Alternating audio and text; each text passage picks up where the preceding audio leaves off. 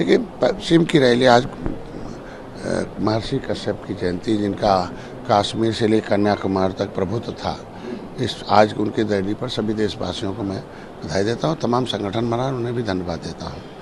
स्पष्ट संदेश है कि कुछ लोग कहते हैं निषाद पार्टी केवल पूर्व के निषादों की आवाज़ है, ये पश्चिम के आवाज़ों की आवाज़ है। स्पष्ट संकेत है कि हमारा जो हक हिस्सा है संविधान में मिला, उसे मिलना चाहिए। कि दिल्ली में निषाद अनुसूचित है और उत्तर प्रदेश में पिछड़ी में डाल दिया, ये अन्याय घोर अन्याय है। तो इसको इसलिए चुना गया कि यहाँ धनकौर कभी क्लब का अंगूठा काटा गया था धोखे से। ये धोखेबाज लोग हैं जो इनका हक हिस्सा छीन रहे हैं। तो अपना हिस्सा लेने के लिए आए, जिस तरीके से अंग्रेज़ों को से गुर्जर आए, आगे निषाद आए, अंग्रेज़ों को मौत के घाट उतारा, देश को आज़ाद कराया, संविधान बनवाया। तो अब संविधान में जो हक हिस्सा है, क्रिमिनल ट्राइब्स एक्ट इंक्वायरी कंथा से मैंने गया क्रिमिनल, तो ये जो है वो गुर्जर मिहिर भोज के वंशज हैं, ये निषाद राज के वंशज है, कश्यप ऋषि के वंशज है। ये सारे लोग आ रहे हैं और आगे आकर इनकी समस्याओं का समाधान करें। अखिलेश यादव भी दादरी में जनसभा किए थे, उन्होंने सबसे पहले उठाया। आप भी यहाँ नोएडा में आए हैं, यह समाज अन्य समाज भी लोग हैं, क्या यह समाज को साधने की कोशिश की जा रही है? पहले सपा तो शादी है, अब निषाद पार्टी की शादी। देखिए, माननीय प्रधानमंत्री ने देश को सौगात दिया था, वो रैली थी, और जिसका नाम ले रहे हैं वो लोग ये धोखे से बुलाने के और धोखा देने के लिए रैली है। और आज अपना हक लेने के लिए, अपनी आवाज़ उठाने के लिए रैली आ रहे, चाहे गुर्जर हो चाहे, क्योंकि हम एक के बगल में एक लगाते हैं, अब तक एक के नीचे एक लगाकर अब तक इनको नीचे रखा लोगों ने, सभी लोगों ने। तो अब इनको एक के बगल में एक रखकर इनमें तय कर लिया कि अब रहेगा कि कभी वीर सम्राट भोज के पास था झंडा, था मोटा डंडा, उसमें था झंडा और पीठ पर बजता था अंग्रेज़ों को डंडा। हाँ, अब बंद कराया था अंग्रेज़ों मोरों का धंधा। तो अभी तय कर लिया कि उधर मोटा रहेगा गुर्जर समाज के बाद डंडा, उसमें रहेगा सम्राट मिहिर भोज का झंडा, इधर रहेगा मोटा डंडा और जय निषाद राज का झंडा। अब दोनों लोग बजाए थे अंग्रेज़ों की पीठ पर डंडा, बंद कराया था धंधा, तब दोनों का रहेगा अपना अपना झंडा, और अब बंद कराएंगे इन बेईमानों का धंधा, अब नहीं बनेंगे अंधा, इसलिए ये लोग आ रहे हैं। आपने प्रेस कॉन्फ्रेंस में कहा था कि अखिलेश यादव की पार्टी ने हमारे दलित महिलाओं को जो है आरक्षण छीन लिया, सुरक्षा को लेकर बात कही थी, स्कूलों में पूछ ली, और बसपा ने जो है जमीन की थी।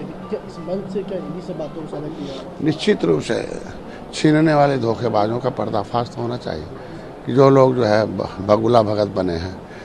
कांग्रेस ने हमारे criminal tribes act inquiry committee अंथा से मैंने 11 के 74 प्रकार की हमारी व्यवस्था छीन ली। सपा आई, हमारा जो अनुसूचित जनजाति की सुविधा विमुक्ति जनजाति के रूप में मिलता था, सपा ने शिक्षा छीन ली, कह दिया नहीं तुम हो पिछड़ी, खाओ खिचड़ी, कुछ नहीं। बसपा ने हमारा रोजी रोटी छीन लिया, वर्ग 3 की ज़मीन जो थी। तो ये सब छीनने वाले लोग हैं ना। वोट तो छीना, नोट नौकरी, हमारा रोजी रोटी बुद्धि भी छीन लिया।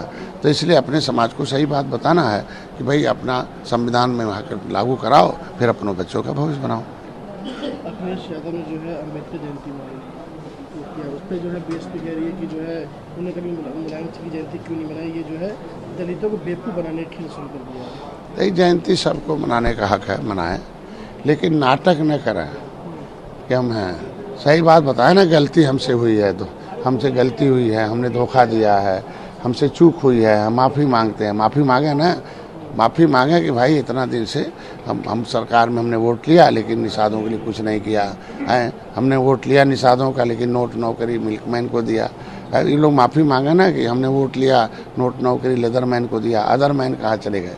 तो अदरमैन से इनको माफ़ी मांगना चाहिए इन लोगों को कि इनका वोट लेके सत्ता में आए, लेकिन ये सताए गए लोग हैं। ये चले गए शासन में, हमें दे दिया राशन। तो जो थे शासक अब वो ले रहे हैं राशन, ये हो रहे हैं शासन। तो ऐसा नहीं चलेगा, अब राशन नहीं शासन चाहिए। प्रधानमंत्री नरेंद्र मोदी जो है पश्चिम एशिया संघर्ष जो चल रहा है उसमें कांग्रेस की उत्तेजक टिप्पणी है, भारतीय संबंधों को प्रभावित कर रही है, विदेशी रहने वाले भारतीय सुरक्षा पर भी सवाल कर रहे हैं। देखिए, मोदी जी एक ऐतिहासिक पुरुष है, एक ऐतिहासिक पुरुष है, और ऐतिहासिक पुरुष होने के नाते उन्हें धन्यवाद देता हूँ कि भारत का एक पहचान बनाया ऐसे संकट काल में जहाँ भारत में कोई डिस्टर्ब नहीं है। ये आराम से सारे देश के नागरिक 133 करोड़ के लोग उनका विश्वास करते हैं। उन्होंने अर्थव्यवस्था सुदृढ़ किया, सशक्त भारत बनाया, आत्मनिर्भर भारत बना रहे हैं, और आज के दिन में ये एक तरीके से विकसित भारत बना रहे हैं। तो ऐसे में पूरी दुनिया में फिर विश्व गुरु भारत बन रहा है, इसलिए मैं मोदी जी को धन्यवाद देता हूँ। आखिरी सवाल ये कि अखिलेश यादव ने भी नोएडा में जनसभा की थी, आज भी यहाँ जनसभा कर रहे हैं। अखिलेश यादव पिछले 9 सालों में कोई सब यहाँ अपनी पार्टी जो है एमएलए नहीं बना, प्रधान बना। तो क्या लगता है कि ऐसे तो नहीं कि नोएडा से सीट पाने के लिए जो है मजबूती बनाई जा रही है यहाँ पे? देखिए, यहाँ जो जातियाँ, ये मेरा ढाणा है, ये कांग्रेस चेयरमैन रहे, ये लीडर रहे, ये किस देहात मोर्चा के अध्यक्ष रहे, सब ने सरकार बनाई, कांग्रेस की, सपा की, बसपा की, सब ने धोखा दिया। सब 193 जातियां रोड पर पाइपलाइन में, जिनको अंग्रेजों मुगलों ने कानून से उजाड़ा है, कभी नहीं पूछा इन लोगों ने। सत्ता में जाते वही अंगू चंगू मंगू हो जाते हीरो, जब सत्ता बाहर हो जाते सबको याद आने लगती है। तो ये लोग धोखा देने वाले लोग हैं, वो धोखा रैली थी। आज के दिन में ये हक हिस्सा मांगने वाले लोग हैं। तो ये रैली में, उस रैली में अंतर है कि आज के दिन में कि गुर्जर आगे आया था, निषाद आगे आया था, 193 जातियाँ आगे आई थी और हथियार उठाई थी, तो अंग्रेज भागे थे, संविधान बनवाई थी। तो अब संविधान लागू कराने के लिए भी ये जातियाँ एक हो गई हैं। निषाद पार्टी नोएडा से चुनाव लड़ने जा रही है क्या?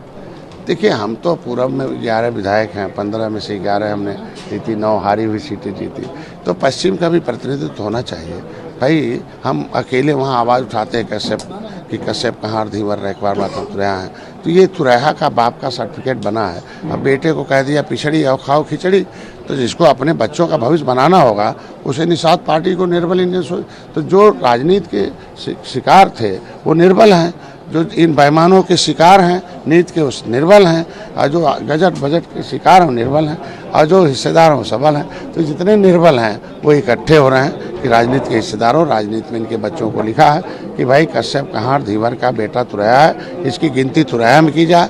ये अनुसूचित जाति के हकदार हैं, ये उजड़े लोग, अंग्रेजों से लड़े लोग हैं, इनके बहन बेटी की इज्जत सुरक्षित है, इनके बच्चों का फ्री में पढ़ाया जाएगा, फिर नौकरी दिया जाएगा, इनकी बहन बेटी की इज्जत सुरक्षित रहेगी, और इनको लोकसभा विधानसभा अनुसूचित जाति की सीट से जीत के जाने का व्यवस्था भी है। प्रधान फ्री में बनेगा, जिला पंचायत फ्री में। तो संविधान सुख देता, समृद्धि देता, और समस्या का समाधान करता है, सुरक्षा देता है, और जो है समृद्धि देता। तो ये 5 चीज़ें संविधान देता है।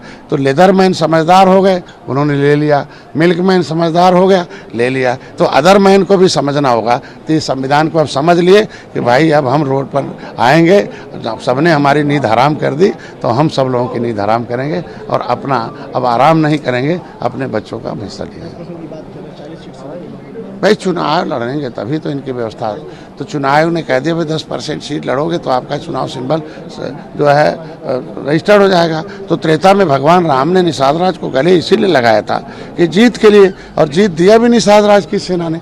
तो मोदी योगी ने एक निषाद राज के वंशज को, बेटे को गले इसीलिए लगाया है कि जीत दें। तो अगर हम 11 में से 9 जीती, हारी हुई 11 में से हारी हुई सीटें लिया था, 15 में से 15 सीटों में से 11 विधायक हैं, उसमें 11 हारी हुई ली, 9 विधायक हैं, 2 सीटें हारे हो, 2-2 हज़ार से हारे।